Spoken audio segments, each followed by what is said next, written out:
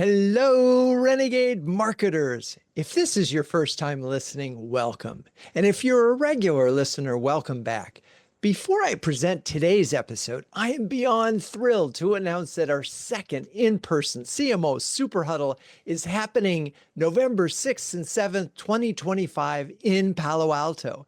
Last year, we brought together 101 marketing leaders for a day of sharing, caring, and daring each other to greatness. And we're doing it again. Same venue, same energy, same ambition to challenge convention with an added half-day strategy lab exclusively for marketing leaders. We're also excited to have Trust Radius and Boomerang as founding sponsors for this event. Early bird tickets are now available at cmohuddles.com. You can even see a video there of what we did last year. Grab yours before they're gone. I promise you we will sell out, and it's going to be flocking awesomer. Welcome to Huddles Quick Takes, our Tuesday Spotlight series where we share key insights from CMO Huddles, bonus huddles. Today we're featuring a conversation with Catherine Altman Morgan about career management. She's seen it all. In just 20 minutes, Catherine reveals the career mistakes that haunt CMOs most, especially when they wait until they're laid off to build their personal brands. Let's get started. I'm excited. Joining us today is Catherine Morgan, a career coach specializing in transitions. In her book, which I read over the weekend, This Isn't Working, nice little pun going on there, she describes her personal brand as appropriately irreverent, inspiring action, unquote. We'll be testing that today, but it should make for a lot of fun conversation. Now, speaking of her book, it's a breath of fresh air as it goes through all of the toxins, many found in many work environments, and offers strategies for overcoming them. In our conversation today, we're going to sort of talk about two areas that I know of are interest to some of you more than others. So first is career management, which I know is of interest to all of you, both here and in the audience later. And then the other one is how CMOs can set themselves up for long-term success. That's part one, I'm sorry. And the second one is just career transitions, when to consider one and how to make the leap. So you're a CMO now and tomorrow you want to be something else. How does that happen? So two topics, one podcast, one interview. One is career management and the other is career transition. A lot to cover. With that, hello, Catherine. How are you and where are you this fine day? Hi, Drew. I'm doing great. And I am here in Sweet Home Chicago. All right. And are you feeling appropriately irreverent? Every day. Every day. All right. Well, just in case we have a nice audience here with us, and then, of course, later in the podcast, if they want to leave early, let's convince them to stay. Can you provide three things CMOs typically get wrong when thinking about career management? Give me the topic, and then we'll go through them one by one. I don't know if they typically get them wrong, but I want to make sure that they don't do these things. These seem like very smart, successful people. So maybe they're not doing them wrong, but maybe some other people who aren't on the podcast are doing this. Not keeping your resume and LinkedIn profile current. I don't care how busy you are. I don't care what's going on. I don't care if you feel really safe in your job. You need to keep your resume and LinkedIn profile current if you are a white-collar professional, full stop. Okay, that's one. Not positioning yourself as an expert on LinkedIn. You have expertise. You have a point of view of marketing. You have success stories. You have things that could be done better. Keeping your thought leadership and demonstrating how you think on LinkedIn, it's a non-negotiable for the level of professional who's on this live stream. 3, not staying in touch with former managers and colleagues, because guess what? Everything old is new again. And the best way to find a job is still getting recommended into it or getting hired by a past manager who loved you. I love these three, and it's a great place. And I want to go through each of them. I've heard all the excuses about not keeping the resume. I'm just too busy. Why is it so important to just keep that LinkedIn profile up to date? First of all, if a recruiter calls you for a dream job and wants to back up the money truck, you might want to be ready to send them your resume and not say, oh, I haven't updated it recently, or it's still a work in progress, or blah. Like, that's not coming from a position of power. You want to be able to send that baby and be very confident that it's going to present you in the way you want. Ditto for LinkedIn. I actually believe that LinkedIn is as important or more important than your resume, because there isn't a human who's going to have a conversation with you at this level and not look you up on LinkedIn first. Your LinkedIn profile has to be buttoned up. And so just to sort of every 3 months, every 6 months, at least annually, again, busy. It's all about time management. When something changes, but how hard is it to add this is a living document. It's not static. If you just got an award, or if you just launched a new product, or if you just, had a big success with your agency, like, just add another bullet into your current thing. Like, it's not hard. How much time will that take? 3 minutes to massage the words? Like, it's not a big time commitment. Okay. All right. So we're going to keep our resumes and LinkedIn profiles up to date at some interval that makes sense based on the news that you're bringing. Okay. Number two, not positioning your expertise on LinkedIn. This is something that, I've noticed when I talk to folks that are in transition, the two biggest regrets they have is, one, that they didn't spend any time building their personal brands and their content around, and their number two is that they didn't keep up with their network, right? Which are your number two and threes of your point. But let's talk about this. I mean, all of the folks on this call are smart, strategic, data-driven leaders who drive organizational change, okay? And yet, that doesn't sound very distinctive, right? So let's talk about... It's generic words, but there's some point of view that you have, some way that you approach your work, some depth of industry expertise that you bring. When LinkedIn added the features section at the top of profiles where you can embed media, to my mind, that's what made LinkedIn more important than a personal website for people at this point. Nobody's going to do that extra click to go to your website. But when you can embed media, a recent media mention, a recent PowerPoint deck, a recent video, a recent, whatever your podcast you were on, like, executives are often front-facing people. They have something in that featured section, and you're saying, well, nobody's going to look at that. And I'm going to tell you, you are wrong. A VP of sales that I worked with recently got her job because the CEO listened to a podcast she was on. And it was a random thing that I made her do. She'd never done one before, and she crushed it. And she got a job because of that.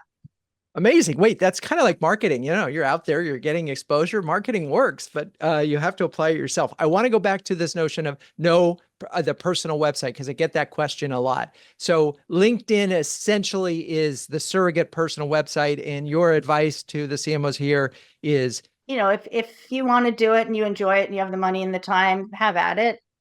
But as you well know, because you're marketing professionals, nobody's going to go to it. So if you're not driving traffic to your website, nobody's going to go to it. Well, everybody who has a conversation with you will go to LinkedIn. Yes, they will. I think it's a vanity metric, like, especially if you're trying to stay in corporate. If you're looking to, if you're testing the waters to go out as a consultant, we might have a slightly different conversation. But when people are looking to make investments and going the consulting route, I steer them back from the website. That's not one of the things I think they first go to market with, because you don't know your value proposition yet. You don't know your ideal clients. You'll just have to redo the whole thing anyway. So let's stay on this positioning theme a little bit deeper. Give an example, not just of someone being on a podcast, but someone you've worked with, or that you think of, where, as a marketing leader, their position was actually distinctive. Oh, I have a good one for this. I worked with someone who was, depending on the size of the company, director, VP, CMO type level person, and we found her sweet spot. We were digging around for it. She was a marketer who actually loved working with sales. And you can probably back me up on this. There's often a lot of clashing between sales and marketing. Sales thinks marketing has no firsthand experience, doesn't know what they're talking about. Marketing thinks sales are entitled babies. Like there's a lot of friction in a lot of organizations between sales and marketing. But she actually loved working with salespeople, hearing what they were doing in the field, empowering them with collateral and talking points and what they needed to be successful. And I thought that was very powerful and a true differentiator.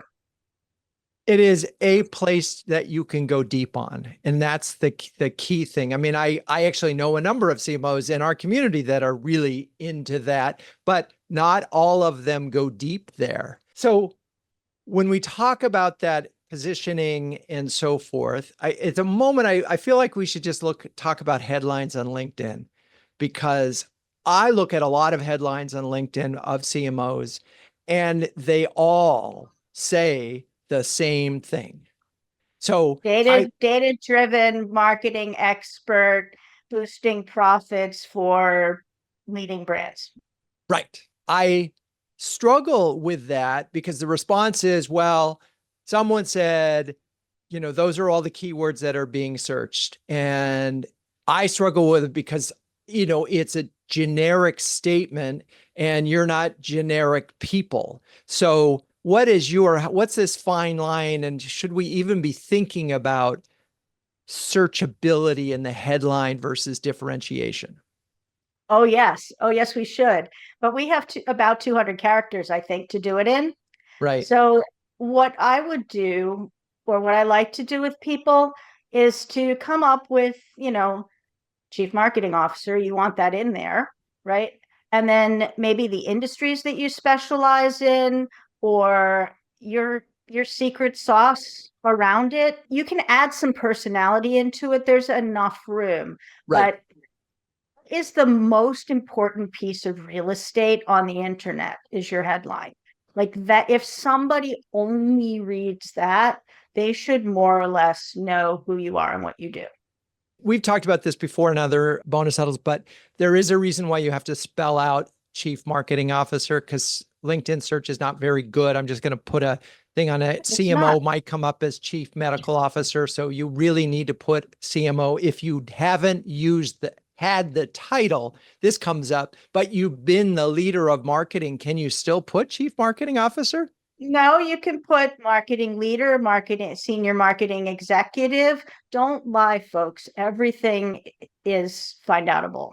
Right. Don't lie. But there are always a nice, you're marketing. I can't believe I'm telling you this. You can always put a nice frame around it so that it shows you in the best possible light. But if you want to be cheeky, say aspiring CMO.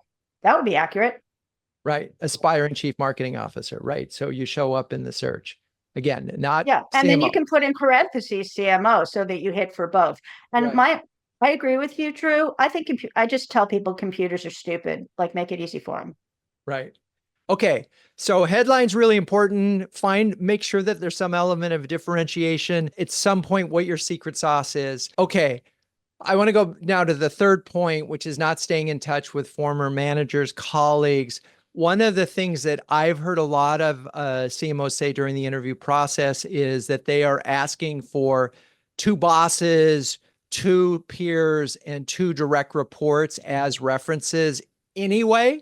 And they're going to do backdoor searching if you don't give them the names. So there's a logical reason to always be in the thing. But I just want to sort of add a little bit about why this is, just emphasize why it's so important for folks in transition who are already in transition. That's like first step is go back to all these people, right? I get it, but it can feel a little awkward to reach out to people if you hadn't talked to them in 5 years.